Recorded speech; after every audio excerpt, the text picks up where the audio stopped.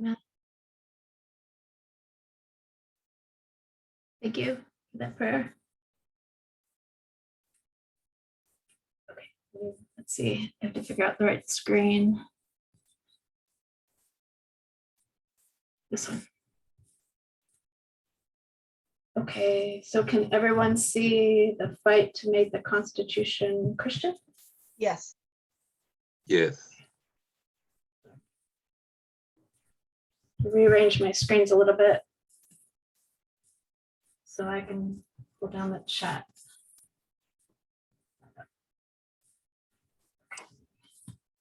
So my standard first line is if you have any questions or you need me to pause, go ahead and just let me know. Okay. So again, it's The Fight to Make the Constitution Christian by Elder Tess Lambert on January 2nd, 2021.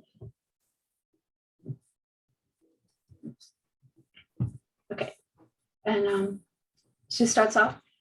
I'll start with a review. We looked at the three, and am I talking loud enough? Can everybody hear me okay? Yeah. Okay. We looked at the three different structures we've been given, and those structures were modern Israel, counterfeit, and In God We Trust. I'll explain why in a moment. Wait, I'm sorry, I missed something. Now we looked at the three different structures we've been given. Now, last year we began to teach this third structure. We titled it In God We Trust. I'll explain why we named it that in a moment. The first structure is modern Israel. This one is key because it's our story. It's our Alpha and Omega histories, with this middle history as well.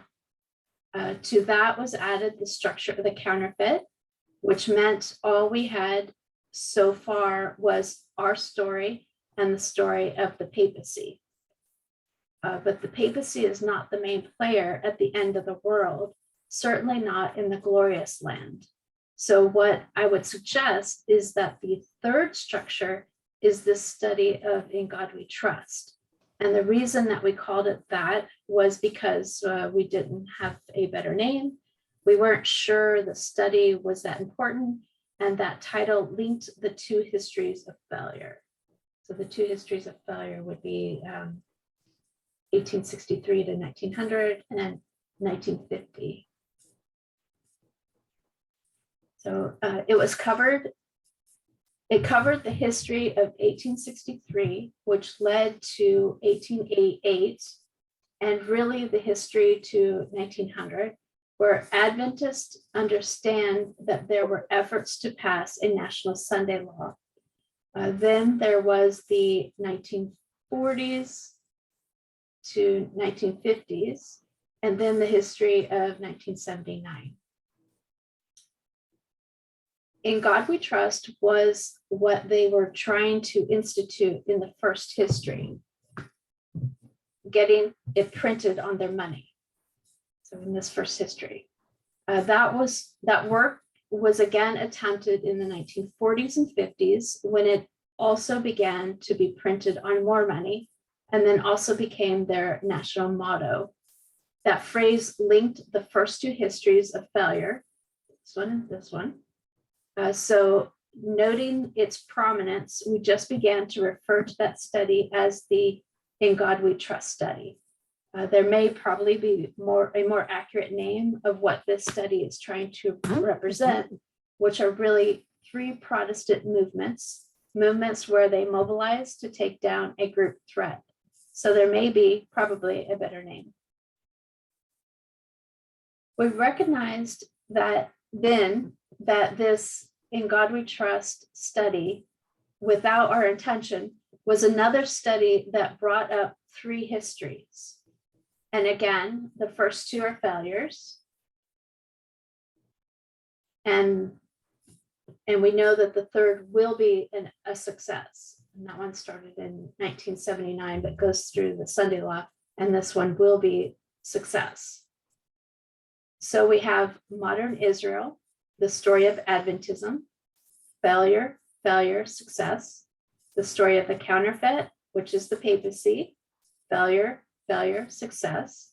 Then we have the story of three mobilized Protestant movements that we're calling In God We Trust, failure, failure, success. It's this third one, this third structure that we are focusing on at this camp meeting. So we began in our document, and the document she's referring to is How the Constitution Became Christian by Jared A. Goldstein. We worked our way through the introduction, and rather than read it all, we pulled out the key points. I'm hoping everyone has a copy and has had the opportunity to read it. The points that we pulled out of the introduction, we didn't really go into any further detail because this is just the short introduction before he's going to go into detail. But there's a few points we need to have in our mind. His first paragraph is really stating the whole point of this document that is reflected in the title, which is how did the Constitution go from being for a Protestant, so she's referring to for Protestants. So how did the Constitution go from being a wicked, godless document to a Christian document for those Protestants? Then he says, this article is going to teach you that through the discussion of three movements, the three that we've written above, that we've talked about, where the efforts change from amending the Constitution in 1888 history to instead how they interpret the Constitution in our history. This is the contrast part of his compare and contrast. So we are already comfortable, I hope, but we should keep in mind that Adventists are not comfortable. When we say what will happen in our day, Omega history, it is different to what they saw and expected in 1888 history. In 1888, when they're expecting an amendment to the Constitution, we should be comfortable to say that expectation will never be realized in our history, because over the last 110 years, Protestantism has changed, and that's not just with their desire for the Sunday law. It's very hard to go online and find information about the Sunday laws, because that was like the fine print under their main goal. Adventists concentrate on that fine print because it is the part that affects us the closest. But the goal was to amend the Constitution. And if you can recognize that the goal has changed, it should be simple to recognize that the fine print has changed. Because Adventists don't understand structures, they wouldn't accept that. But it's not just our structures which are so solid. If Adventism was to go to the world with a message, those who know this history know that that's the case, such as this author. This is the contrast, and the Sunday law, like the constitutional amendment, is part of that contrast. But then he says we can also compare, though, because all three histories follow the same pattern, and he explains what that repeating pattern is. And so I want to point out right here, it says that we should be able to recognize that their goal has changed. So their goal was to amend the Constitution, but their goal now, they don't need to amend the Constitution because they've redefined the Constitution, right? And so since their goal of amending the Constitution has changed, so is their fine print.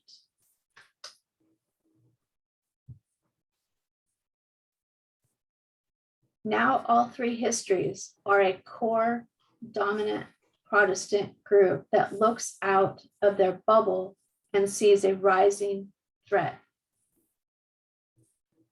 They believe that they are the prototype of a true American.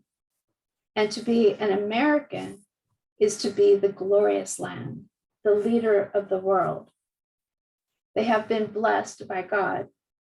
So they see this threat. It's not just their personal religious status.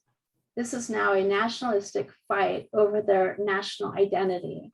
So they see the threat, they interpret that as an attack on the nation, and then they mobilize by going back to the Constitution and making demands that are centered around that document. Whether they demand that to be amended or they demand that people interpret it their way. He discusses how the Constitution has become the battleground where people read into that document whatever they personally want to. We discussed how Obama read that document, which I think is in a good way, and we're ready to begin a more in-depth discussion of this first history. So that concludes our revision, our review. Okay, so she says, we're on page 265 of the document, How the Constitution Became Christian by Jared Goldstein, which is page 8 of the PDF. Part 1, the fight to make the Constitution Christian.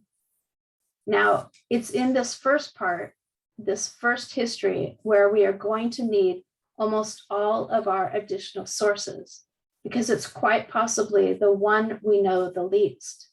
So this is where the other document and other quotes will be most helpful. We won't go straight into the document because this document is trying to make a certain point. It doesn't give a whole lot of history that leads up to 1863.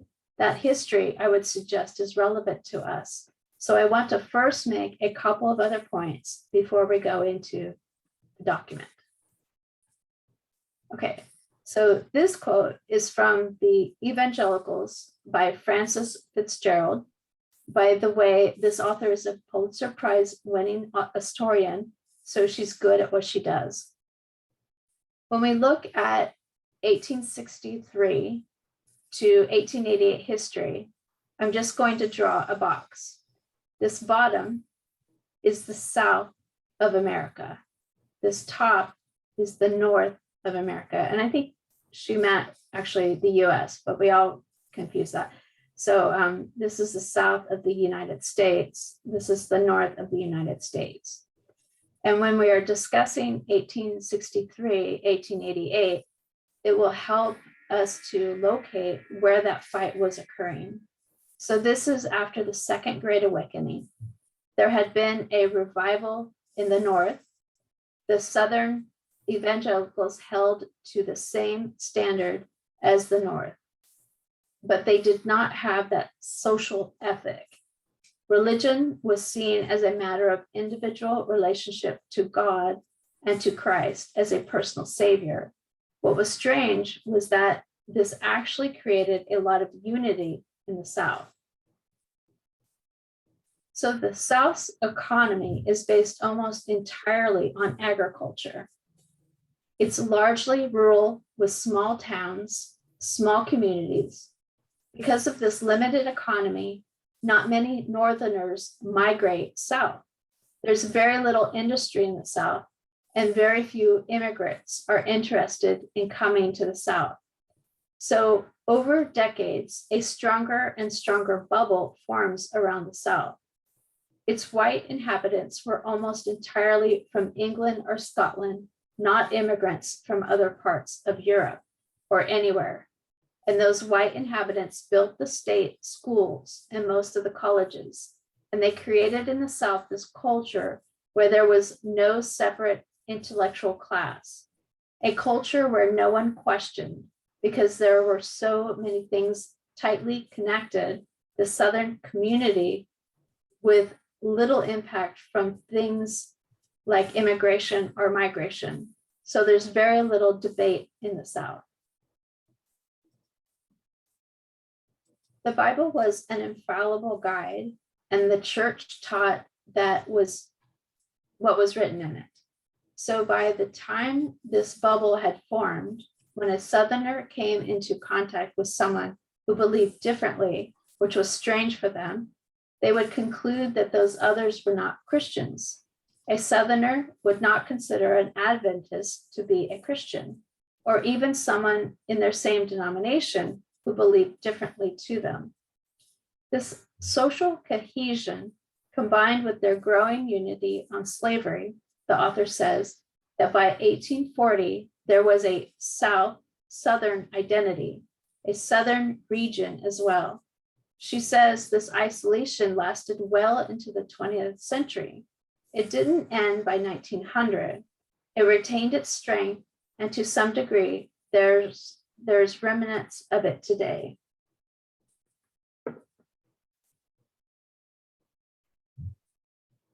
Any questions so far?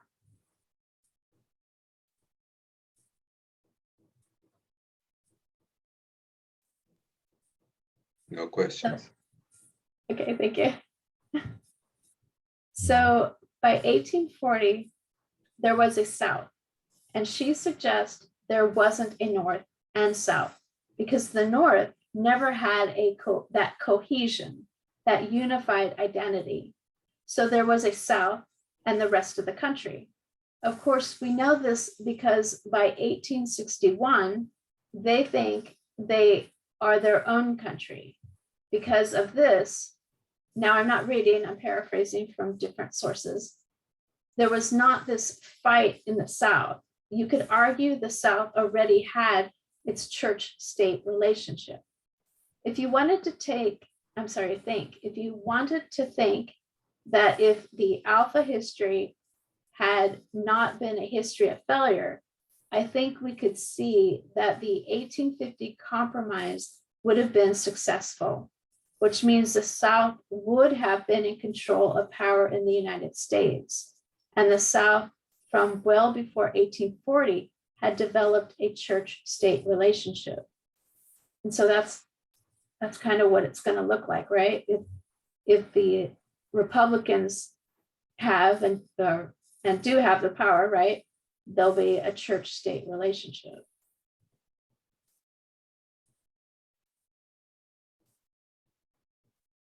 A.T. Jones is going to lay out how, hopefully I'm not getting that misunderstanding that. So I apologize if I'm misunderstanding that, but they seem to be basing all their laws on morals instead of people's health and safety. So A.T. Jones is going to lay out how the drive for the Sunday law progressed by states and then through countries. He said Australia is the last place it reached. It began in the States, and in the States, it began in Arkansas, and then spread Mississippi, etc. The South had long been developing the church-state relationship. By the Civil War, it's impenetrable. From 1863, it begins to lose that Civil War, and now they have another thing uniting them: pain, wounded pride. So even after the Civil War, they create an even stronger shield around their regional identity and even stronger bubble. That's why she says that this bubble extends well into the 20th century. The point I'm making is that especially in 1863, but all the way through to 1900, this is largely a Northern fight against church and state, because in the South, there hasn't really been a question. So as we go through this history, we are mostly discussing a Northern fight. The South already had it in our Alpha history, enough to already fulfill prophecy. The South fails, 1888. This is a Northern fight, impacting the South, of course. So the document doesn't make that clear to us. Yeah, I agree, Susan. We can really see that happening now. All of that. Another point I want to make is going back to 1798. We're mainly discussing Presbyterians. The Presbyterians had three major schisms in their history: three major splits. The first split they had was in the First Great Awakening back in the early 1700s or earlier. This is called the Old Side, New Side controversy. Old side, like the conservatives, new side, like those changing the message. First Great Awakening, old side, new side split. The second split they had was in the Second Great Awakening, which began around 1798 through 1840. Okay, sorry, I guess this should have been on the other side, on the first slide too. So this First Great Awakening, you've got the old side, new side split, and that's what she was talking about. So the first split was the First Great Awakening, and this is old side versus new side. The second split, or the second split was the Second Great Awakening. That's what the GA stands for, Great Awakening. And this was old school, new school. Again, it's those trying to change the message and those trying to conserve. So these are the old schools trying to conserve. The new side is trying to change. So it's those trying to change the message and those trying to conserve the message. The third split, this occurred in the early 20th century. So that's the 1900s, so 1920s to and 1930s particularly. And this is known as the fundamentalist modernist controversy. Again, those trying to conserve the message and those progressives progressing the message. The point I was trying to make in the Oceana series was that Protestantism has tended to not be united, but it is divided at it is divided at least into two camps, just as it is now. When you have churches opposed to Trump and churches that gave Trump power, it's just the same continuation of what has been this split issue in Protestantism since the early 1700s. So we're not going to worry about this first one, but it's the Second Great Awakening that also Adventism came out of. It's the Second Great Awakening that introduced the concept of camp meetings.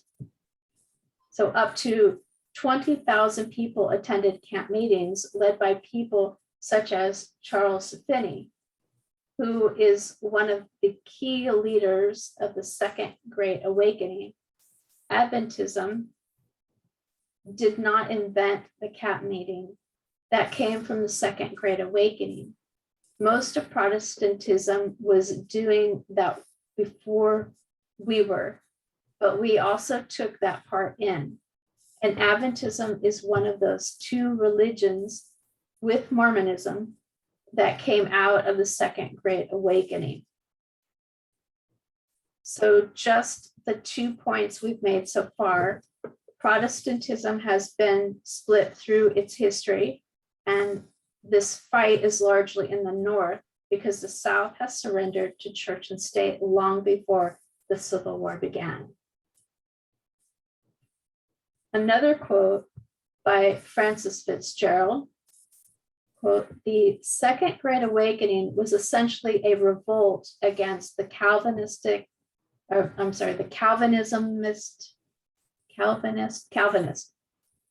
establishment." So as I said, we're ignoring this first one. It's not in the time of the end. This second one is our alpha history. The highest creed of Protestantism was essentially Calvinism. I don't want to go into the complexities of why, but it's Calvinism that was the creed of Protestantism. So especially the Presbyterians, but the leadership she refers to as the Calvinist establishment who hold strictly to that Calvinism. And the Second Great Awakening was a revolt against that. So the Second Great Awakening is not this history of unity within Protestantism where they're doing a great work. It's an internal fight. It's described as the religious revolution after the American Revolution, because a key doctrine of Calvinism was predestination. Now, in the American Revolution, there was this revolutionary idea introduced that people had free will. They could decide for themselves on personal and political matters. So as they came out of the revolution, where they wake up to this newfound freedom, by the 1790s, people are starting to feel uncomfortable with Calvinism that teaches you have no freedom to decide whether you go to heaven or to hell. God decided long ago, and nothing you do can change that. This conflicts with the freedom they had experienced from the American Revolution. So some charismatic leaders rise up, and we mentioned before Charles Finney. He's described as a new school Presbyterian. He departed from traditional Calvinistic theology by teaching that people have free will to choose salvation. He says people have free will in religious matters as well as the political and the personal. It is in some ways an extension of the American Revolution. Now, he was one of the main leaders of the Second Great Awakening, the New School. What about the Old School? I don't want to so much concentrate on a person as much as a university. So the Old School was led by Charles Hodge, and these leaders change over time. And he was, I'll go to the quote, the Old School led by Charles Hodge of Princeton Theological Seminary was much more conservative theologically and did not support the revival movement. This may seem like a small point, but it's very hard to find information on such things as Sunday laws. It's hard to know from which direction that drive was coming from. But if you hear that something came out of Princeton, was taught in Princeton, you're looking at something that is strictly fundamentalist, conservative, practically to the present day. This is the fundamentalist branch of Protestantism. So you can see Charles Hodge, he came out of Princeton, and this is a fundamentalist conservative group. It was conservative theologically, called for traditional Calvinist teaching. It did not support that revival movement. I'm just looking for a quote. I could have it for tomorrow, but one of the leaders of Princeton, he made the claim, the thing he was proud of the most was that no new thought ever came out of that university. He was so proud that that university did not introduce a single new thought to Protestantism because they are fundamentalist. There is no new thought that could come. He was so proud of that, or he was proud of that. Charles Finney was associated with a university. Also, his name becomes synonymous with Oberlin College. These are two colleges, universities, both in the North, of course. That's where they're fighting. Princeton was started in 1812 and is still running today. Traditional Calvinist theologians established themselves at Princeton and fought for fundamentalism from Princeton. They did that in this Second Great Awakening fight, but also especially in the third Great Awakening in the early 20th century. So Oberlin College was established in 1833, directly connected to the Second Great Awakening. It's the first college in America that allowed co-education, the second in the world, still running today, that allowed co-education. Charles Finney insisted that they allow Black students equally to white. He insisted that women should make their own decisions regarding salvation. This college became a stop on the Underground Railroad. Now, I don't want to suggest that we're all here in this new school, and this is the good side. We're trying to trace the subject of Sunday law or constitutional amendments wherever that church-state drive is coming from. When these modernists, so Oberlin College is a modernist, when these modernists, the Third Great Awakening, start to change Protestantism, part of what they are teaching is evolution, no literal second advent, no virgin birth, none of Christ's miracles actually happened, and the Bible is not historically accurate. We would not agree with this new school stream. We'd probably agree more with the fundamentalist stream, at least when we say virgin birth and real miracles. There are issues with both, but the reason that this moderate stream has problems is as they go into the Bible in question, they do not have a methodology to do that with. So they're going to just have a discussion about what they want to leave and what they want to keep. We work on a strict methodology that they don't have. So while we could argue they were trying to do a good thing, it led them to strange conclusions we would not agree with. But this isn't about which side you would join if you were a Presbyterian, because you're not. We're tracing the threat all the way to the Sunday law. So now the 3 points we've made. Number one, even the Great Awakenings were just fights within Protestantism, fights that always work through these two sides, essentially conservatives and liberals, from the 1700s to the 20th century. Number two, the South, the South has already given in to church and state. Most of the fight when we discuss 1888 history is, okay, here, I must have deleted the other picture. So she's pointing at the north, here in the north. And when we're looking at 1863 to 1888, there's still these two sides of conflict, which we could simplify by just cutting down to two universities. And there were others. This is an oversimplification, but it's still accurate. Any questions so far? Okay.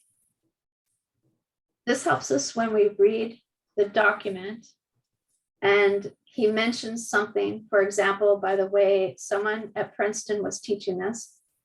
You know what stream of Protestantism that it's coming out of. That's not the 19th century Biden stream. This is the fundamentalist. And as far as the two sides, who's winning, it changes through the history. In the Second Great Awakening, the New School did really well. They did really well here in the Third Great Awakening as well. Fundamentalists were essentially shut down in the 1930s, but then along comes Billy Graham. And which side was Billy Graham on? He's a fundamentalist, but he's clever. Partway through his career, he says, that term is loaded. I'm going to call myself an evangelical, a term that has fallen out of popularity. So the modernists thought they had won. Fundamentalism was dead, but fundamentalism is resilient. Billy Graham, then the 1960s and 1970s, they are the ones that mobilize on radio. They know how to fight And by this 1979 history, they're back in the game. Going back into this first history, if you see Princeton or Oberlin, you know what side they're on. So Oberlin, the moderate, Princeton, fundamentalist, conservative. I just wanted to give some introductory information from 1798 through this Second Great Awakening. The document starts our history in 1863 history, by which time the fight is in the north.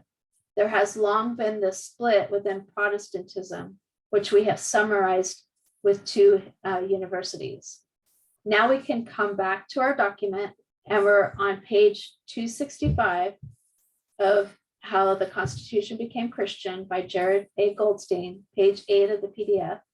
Just under that heading, part 1, the fight to make the Constitution Christian. I want to work through this first portion fairly quickly and then go back. He's going to start in that paragraph saying that in the 1800s, there was already this close unity between Americanism and Protestantism. At least in state laws, there was already a mixture of church and state. Over the course of the 1800s, new faiths like Mormonism and Seventh-day Adventism developed, as well as the population of secularists and free thinkers.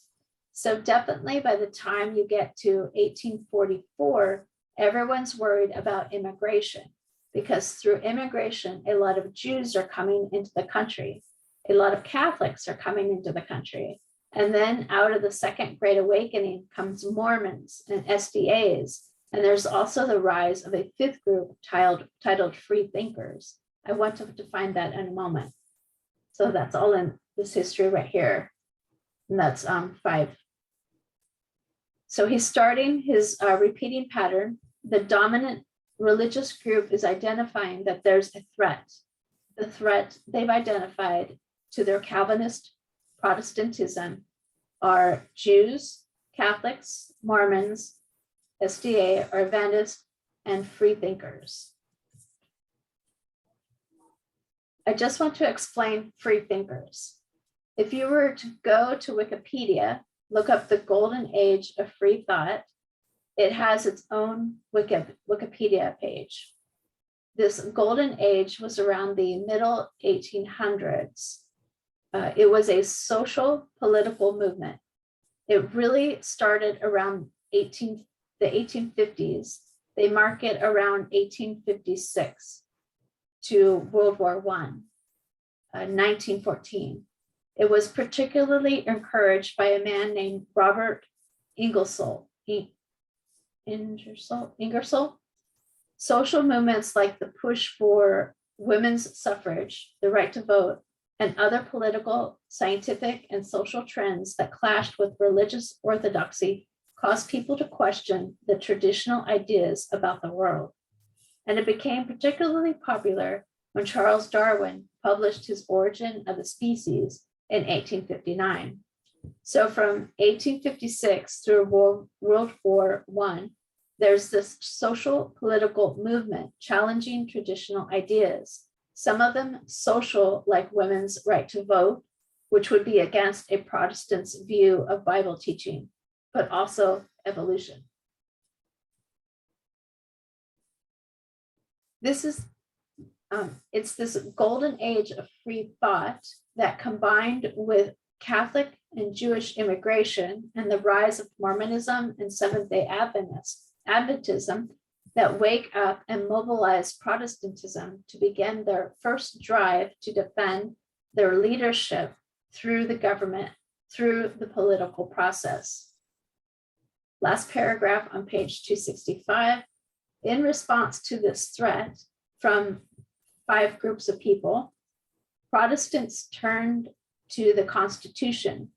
They mobilized to amend it and made sure that their supremacy is inscribed into that document. This is led by members of the small Covenanter sect of Presbyterians. We're going to come back to the Covenanter sect that came out of Scotland, John Knox, but we'll finish the whole section before we come back to them.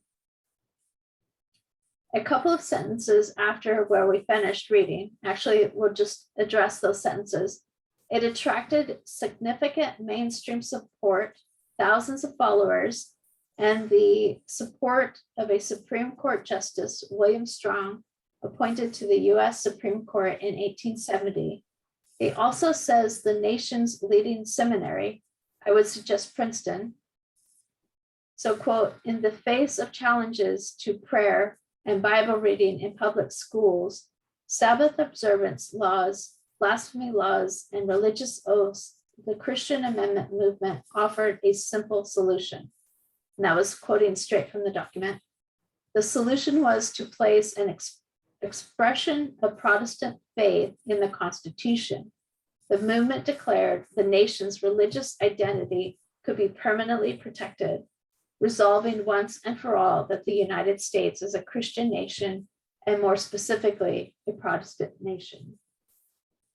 They never succeeded in that amendment, but the movement succeeded in gaining official recognition of the nation's religious identity in 1892, when the Supreme Court declared that the United States is a Christian nation, making it appear for the first time, making it appear for a time that the movement had achieved through the courts what it had failed to win in Congress. The religious right today still points back to that 1892 statement by the Supreme Court as evidence that they, the religious right today, are the correct side. They still use that. To summarize, there's a split within Protestantism. It begins the fight. One group in that split, the Covenanter sect, identify as a threat from these five groups. They see themselves as a prototype. They, as a Protestants or Covenanters, see themselves as a prototype of a true American. They mobilize and bring in elements of about 11 different Protestant denominations, and then they make constitutional demands to get their identity secured in the Constitution. That's an overview of the first history. In our next presentation, we're going to go into a little more detail of the first history, into this Covenanter sect that drove for this amendment, where they came from and how they developed this argument. Okay, and we're going to close this presentation in prayer. Dear Lord, thank you for your Sabbath day. We see how you have led your people all through this history from 1798, as you tried to create a group of people like ancient Israel, who would be a light to the world. We see how much Adventism has failed. It's not teaching and understanding this history which is causing it to fail today to do its work, to identify and prepare people for the Sunday law and for your return. May we not fail like they failed. We have loved ones, friends, and family who do not understand the significance of what is happening, what you are trying to do. I pray, Lord, you'll help us to reach them in your way, in your time, that none be lost. None need be lost. We pray this in Jesus' name. Amen. Does anybody have any questions?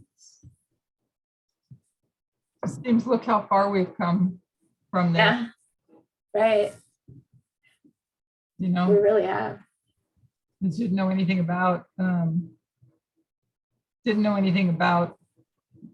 going into culture, but still focused on what they were doing religiously, conservative wise and religious wise. Come a long ways. Yeah. I have a question. What was that amendment that they never succeeded, but they were able to recognize, the Supreme Court's recognize U.S. being a Christian nation? She didn't say, but we could Google it. It was it was in 1892. I think, They never succeeded in that amendment, so they never were able to amend the Constitution. But the movement succeeded in gaining official recognition of the nation's religious identity in 1892, when the Supreme Court declared the United States is a Christian nation. So if we Google 1892 Supreme Court Christian nation, we might find that there's a court case. Was there actually a court case, or did the Supreme Court just come out and say the nation is a Christian nation? I'm not sure. You can also look, I think, in the A.T. Jones writings, some of those ones that we went through several times, and I can't remember the title of it. But I can look for it for you, Gloria, because like that's where A.T. Jones was doing the arguments against it. I don't know if anybody else remembers those documents. Yeah, thank you. Yeah. I'll have to try to remember where it was at.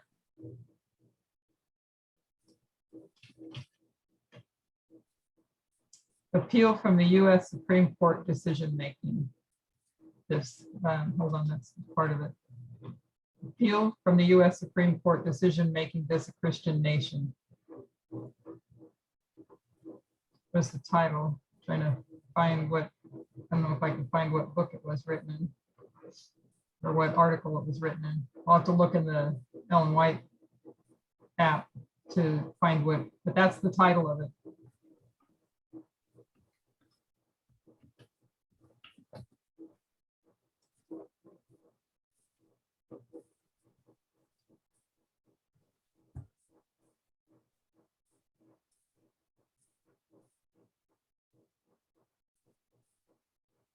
So if we don't have anything to discuss on that, do you want to go back to the discussion earlier on libertarians? Anybody? We have some extra time. Sure. I don't know if anybody has any thoughts on for those that were with us in the morning. Yeah, I just wanted to add to your comments how the Republicans, they're held by morality versus the libertarians are just total absolute freedom. And I think that may be the reason why Elder Tess says that Protestantism is not the cause or the whole of the Sunday law, is because somehow they are held by morality versus the libertarians are totally for freedom, and they're just loose, all hell are loose for them to pass the Sunday law. Just a comment. Yeah, good thought.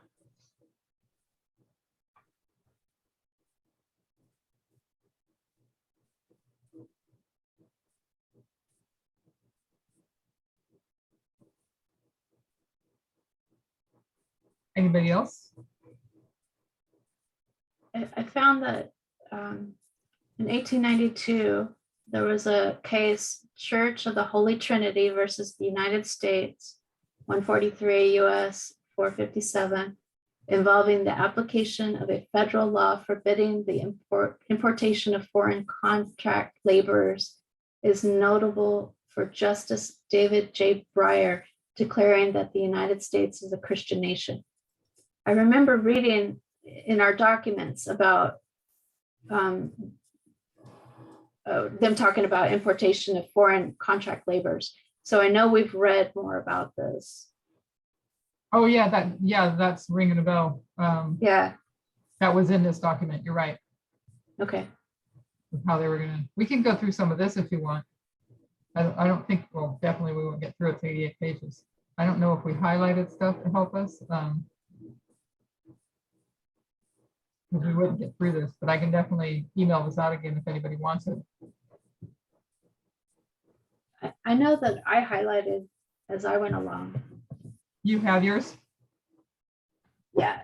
So is this the how the Constitution became Christian one? No. Which one's this? This was A.T. Jones. Oh, okay. If you I'm want not to sure pull why. up that document, we can do that too. That'd probably be Yeah. better. If you have that and want to pull that up. Okay. Yeah, 'cause we don't have time for 88 pages. We went weeks to go through that. That other one's long too. Let's see. Okay, I have to find it. But there were some, it was helpful for the arguments to understand the 1888 history better and the arguments that he was making as well. And to see what they were actually doing.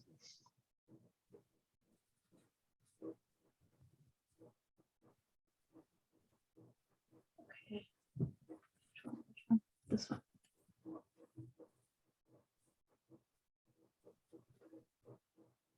This one. Okay. All right.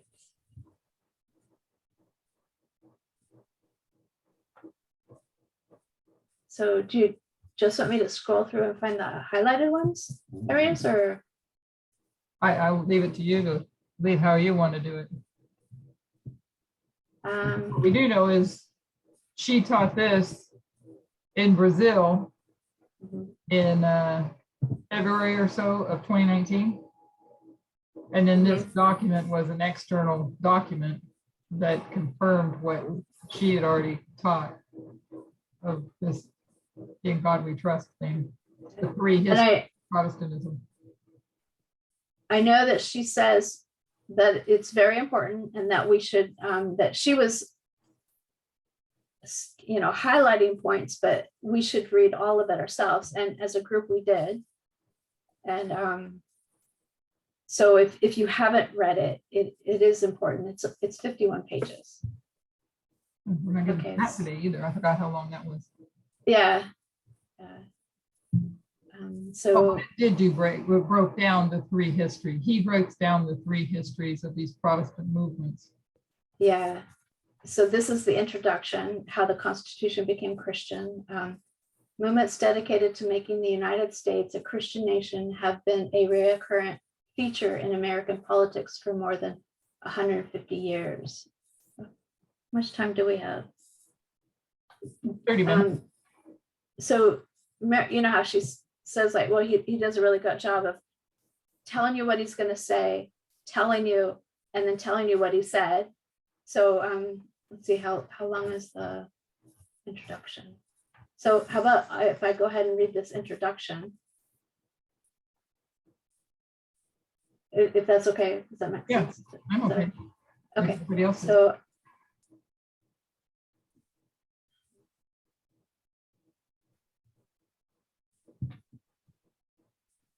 Okay, so how the Constitution became Christian by Jared Goldstein. Movements dedicated to making the United States a Christian nation have been a recurrent feature in American politics for more than 150 years. Over that time, however, the relationship between Christian nationalism and the Constitution has undergone a dramatic change. 19th century Christian nationalists denounced the Constitution as a godless document unworthy of a Christian nation and fought for an amendment to express the nation's Christian faith. In contrast, the contemporary Christian right that coalesced in the 1970s, so that would be, she just mentioned his name today, forget his name. Moral majority, Falwell. Yeah, exactly. Coalesced in the 1970s, lauds the Constitution as the highest expression of the nation's Christian identity.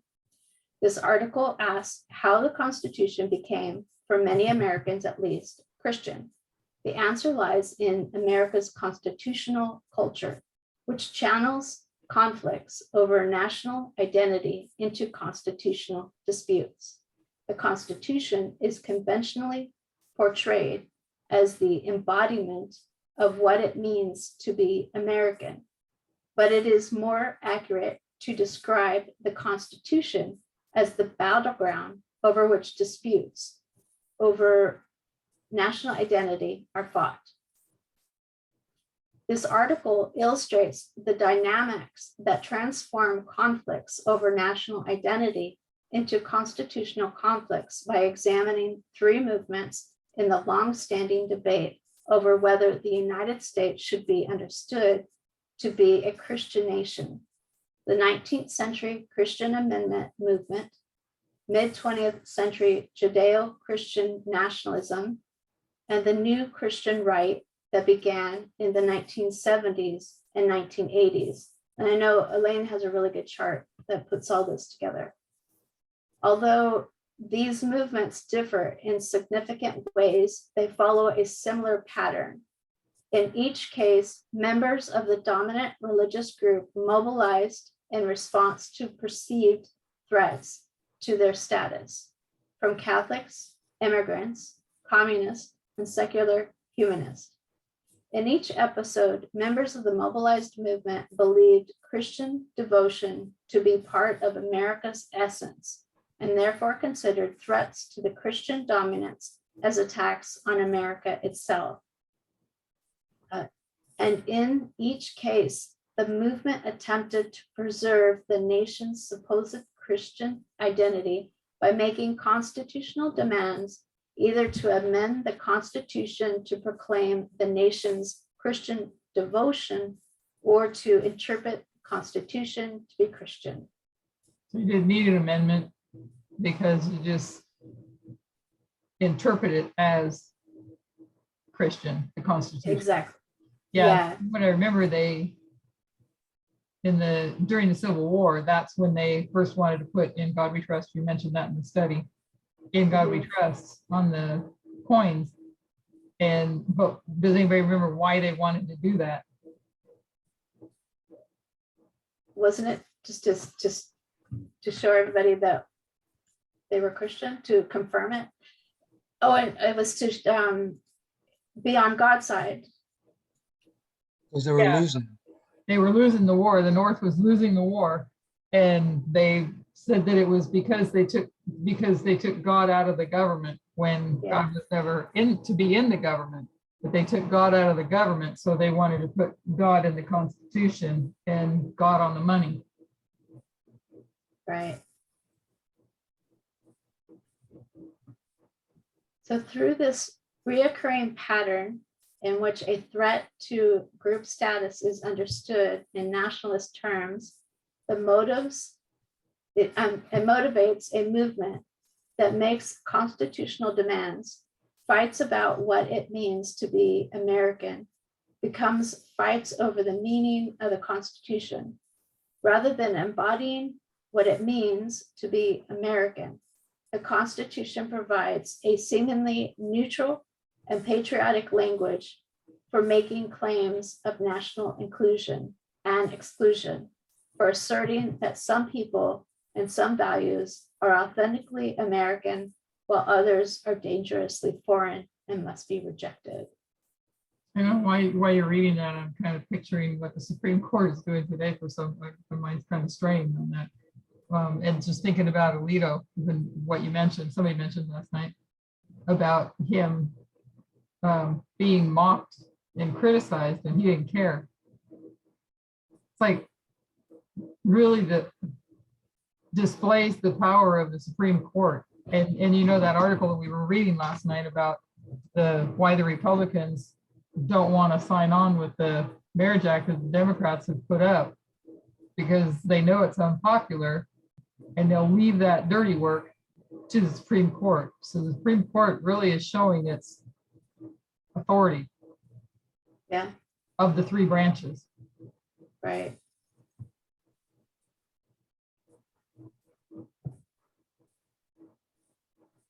So we can look at this so you can see how he breaks up these chapters, because he's going to go through the three different histories, right?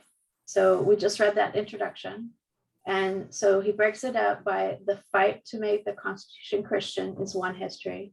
The second is the Judeo-Christian nationalism of the Eisenhower era.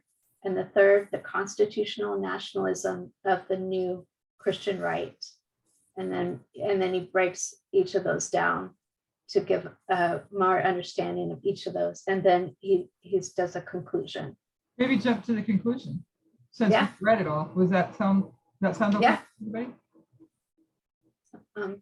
That's good to me. Any objections? So yeah, he just goes through those same three histories that she broke down in the test. 2019, Yeah. which she marks as the increase of knowledge.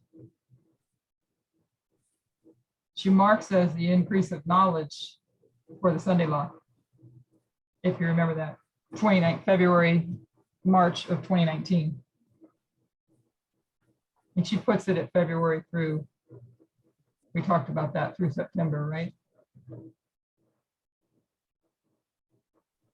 I can't remember. But that sounds right. Yeah, But it's interesting because none of this, well, behind the scenes, yeah, but this is all religion. Yeah, maybe that's not the right say it. It's not really gender equality, right. voting that, you know what I'm saying? It's interesting how far we've come. Right. On the surface, it doesn't look like it is because it's not screaming gender, but Right, it's all based on patriarchy and right, their beliefs. Calvinism was total patriarchy, right? Okay. So the conclusion, national identity and the Constitution. In this article, I have tried to show that the ideology of constitutional nationalism, which teaches that what unites Americans is a shared commitment to a set of values found in the Constitution, has a significant and largely unrecognized consequence in American politics. It transforms deep-seated conflicts over national identity into constitutional disputes. The various movements to make the Constitution Christian illustrate the dynamics that channel conflicts over the nation's religious identity into constitutional disputes. The movement to make the Constitution Christian and the Christian Amendment movement of the 19th century, Judeo-Christian nationalism of the Eisenhower era, and the new Christian right that began in the 1970s and continues today arose out of a shared conception of the relationship between national identity and the Constitution, in which the Constitution is understood to embody the nation's core national values. Supporters of these movements have believed that at its core, America is a Christian, or at least a Judeo-Christian nation. Supporters of these movements have also believed that the Constitution must reflect what is authentically American. These movements have declared that the Constitution must be made Christian in order to preserve the Christian nature of the United States. For the Christian Amendment movement, that meant that the Constitution must be amended to become Christian, while for the new Christian right, that has meant that the Constitution must be interpreted to be a Christian. Although the belief that the United States is a Christian nation is deeply controversial, the premise that the Constitution embodies the fixed essence of national identity is utterly conventional. The repeated attempts to make the Constitution Christian, however, should show that the relationship between national identity and the Constitution is quite different from the conventional understanding. The content of American identity has long been contested, and disputes over the Constitution have been a primary vehicle for conducting those contests. Movements to make the Constitution Christian arose when members of the nation's dominant Protestant majority believed that their status was threatened by immigrants, communists, and secularists, identifying their own Christian devotion as central to America's essence. Supporters of these movements considered the threat to Christian dominance to be an attack on America itself. They mobilized to protect what they believed to be America's essence, demanding that the Constitution reflect what they understood to be the nation's true identity. Movements to make the Constitution Christian and thereby preserve the nation's supposedly Christian nature are far from anomalous. As myriad other movements have fought to codify their understanding of America through the constitutional appeals. White supremacists have long believed that the United States is essentially a white nation, and they read the Constitution to embody that essence. In the words of a 1925 Klan publication, the Constitution, quote, put into written form the immortal principles of liberty, popular government, and equal justice, which are the fruitage of Anglo-Saxon character, unquote. In the 1930s, the American Liberty League argued that the New Deal is inconsistent with the nation's core commitment to liberty for businessmen and identity they read into the Constitution. Today, the Tea Party movement has gained considerable attention by arguing that the nation has abandoned its core commitments. Just as some Christians read a Christian constitution, so do white supremacists read a white constitution. Businessmen read a businessman's constitution. A Tea Party members read a libertarian nativist constitution. Each of those movements, like the movements discussed in this article, arose when some Americans perceived a threat to their dominant status and mobilized to make constitutional claims in defense of that status. That's kind of, when I think about that, we're back up just a teeny bit, where she talked about the libertarian, he talks about the libertarians, so. Yeah. So Tea Party members read, so that this is how they interpret the Constitution, if I'm following that correctly. Tea Party members, which is that rise of this alt-right, right? And they read it as the nativist constitution. Just wanted to process that thought. I'm also thinking about what these movements did, and wouldn't it be the impact that this actually has on the Supreme Court in this third movement? Do I understand that correctly? Say your question again. Well, because the Supreme Court, the issues over these justices is whether or not they're somebody who knows it better than I do, smarter than I am, but the historical, or it's not historical, that's not the right word. How they read it, literal or progressive.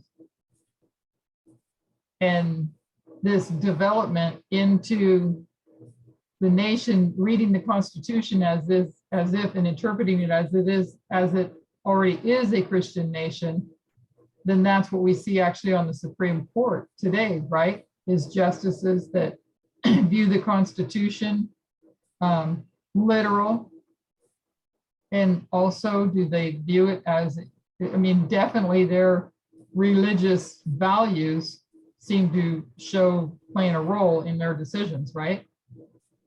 Yes. I know, I'm just trying to process this, because since it doesn't go on gender, it is the increase of knowledge for the Sunday law.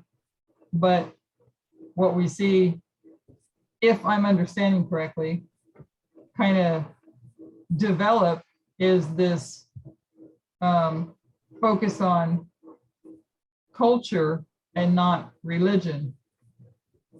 But this part of this increase of knowledge, if I'm following it right, somebody help me if I'm not saying it right, or if I'm wrong on it, but it helped to, it plays a role in the development of the Supreme Court, what it is today. Does that sound right? Yeah. In one of the videos, I think it's the question and answer one that Elder Tess did. Not just, 2 weeks ago, I think. She talked about China and Confucianism. Confucianism, I think. Hard one to say. Confucianism, yeah. Hard one to say. Yeah. But what she said about that is, even though China has no religion, it's communist, it's atheistic, the culture of Confucianism is still prevalent. It's still there. So even though it's cultural, what came from a religious background manifest in atheism. And so even though she didn't speak literally about the United States, what she did say is that, United States is becoming more atheistic. But even in that atheism, we want to compare with China and what she said about Confucianism, we've got to think that culturally, because she did say that, a lot of people just flippantly use the phrase, oh, our thoughts and prayers are with you, even though they're not Christians. It's just a thing it's just a nice thing to say. And it did originate in Christendom, but even though you're an atheist, that Protestant culture is still permeates because it's cultural. So that culture of Protestantism still follows.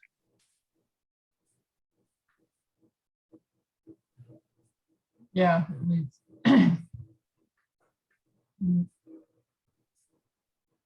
But the Supreme Court seems to be more from the religious patriarchal point, right? Yes, I believe so. But but like you said, it's cultural. So it's the culture of, I think, the culture of Christianity, or the culture of Judeo-Christian, or culture of Protestantism. I think about when you mentioned, as you bring it up, the atheism, because it seems like eventually we're going to come back to the French Revolution.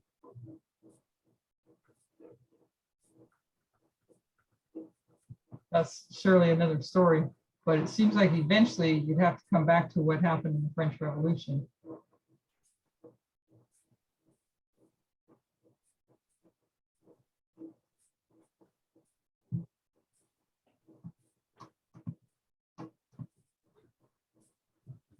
Of a non-Christian nation. Right. Anybody else have any comments?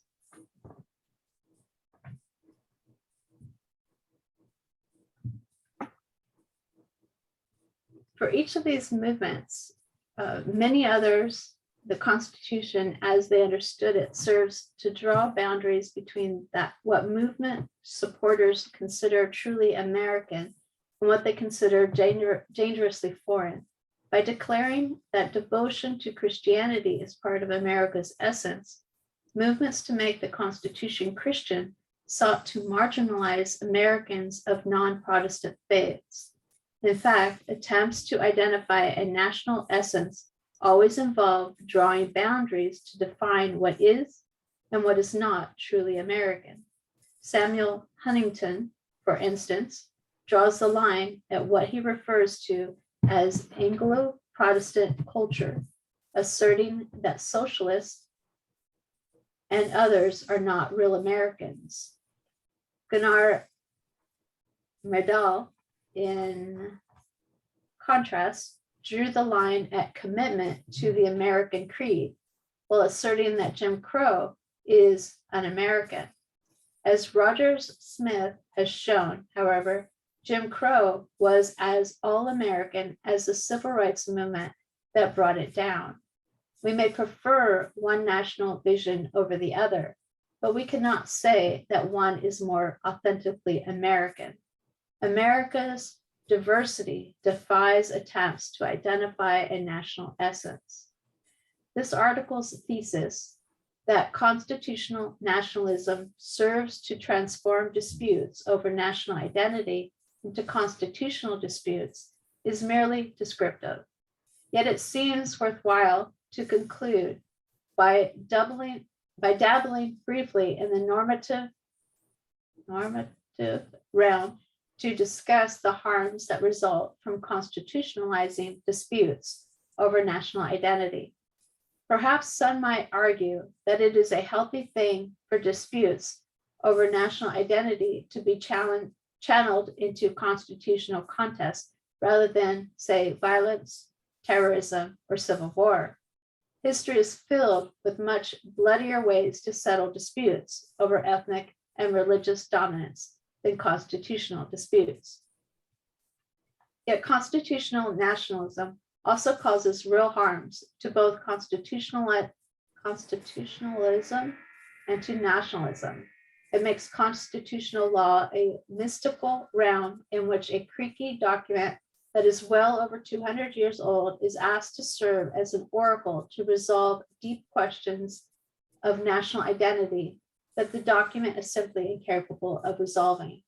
More importantly, labeling disputes over national identity as disputes over the Constitution serves to obscure the real source of controversy. The repeated fights over whether the Constitution should be read as a Christian document has served as a stand-in for the real dispute, whether Christian people, Christian values, and Christian practices are entitled to claim a privileged status in the United States, and whether competing values should be rejected as dangerously foreign and un-American. In this way, constitutional nationalism provides a neutral, patriotic language to express restrictive ideas about who is and who is not a real American. It is an ideology that can make the call to hate or even kill sound like the most patriotic acts imaginable. While disputes over whether the United States is a Christian nation have not generally led to bloodshed, other chapters in the history of constitutional nationalism have proven much bloodier. Wow, that's just crazy. Because Yeah. so they make a law and then it's the law. I can kill that person because they're a murderer. It's okay. And I can't, Patriotic act. it's a patriotic act and I can't be convicted of it. Wow. What do we see January 6th? Yeah. And that just takes Patriotic all act. the blame. Wow. And that's the end. Okay. No. Well, Yeah, reading it the third time really helped. January 6th is like a preview. Yeah, definitely. You know, I still find it amazing that but I think we've all said it when it comes to the hearings that they've done. Trump supporters just don't watch it. The true Trump supporters, it is nice to see that some of the participants have seen the error of their ways and the delusion that they were under, you know? Yeah, And, but the majority of people still believe that the majority of his supporters still believe that he is their rightful president. And what you just read there, that even to go and kill is a patriotic act. exactly.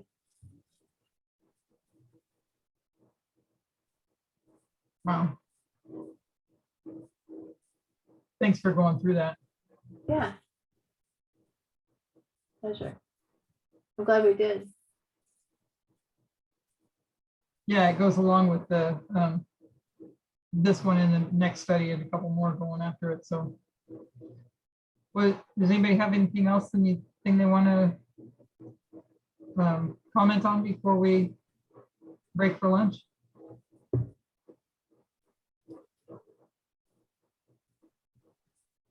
Or speak now or hold your peace, right? Okay, then we'll go ahead and break early and come back at 1:30 so we don't mess anybody up. Have a nice lunch. We'll see you back here at 1:30. Okay, thanks. Thank you.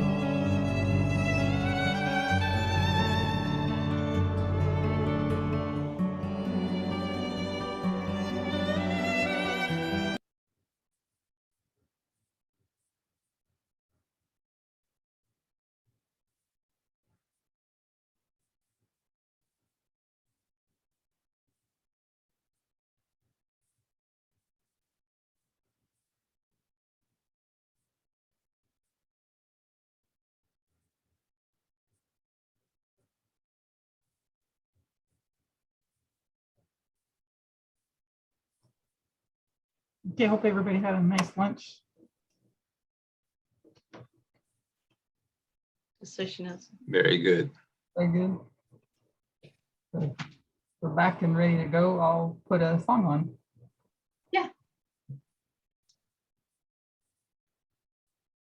It's not mine.